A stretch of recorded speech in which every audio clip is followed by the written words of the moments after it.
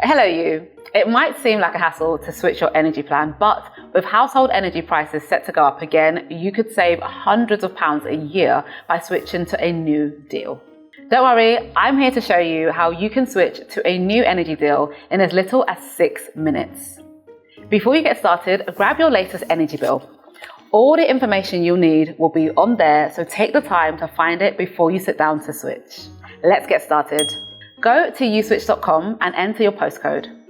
You'll probably know that already, but it will be on your bill in case you forgot.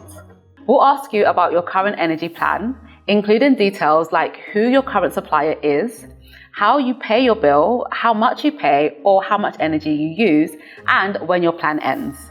Again, all these details will be on your bill. You'll then be shown a list of available energy deals. They'll be listed in order of highest savings first. Some of them might be fixed for a set time period, others might require a smart meter to be installed, so check the details first. Once you've chosen your deal, you might need to check your MPAN, meter point administration number, and your MPRN, meter point reference number are correct to make sure we're switching the right meter.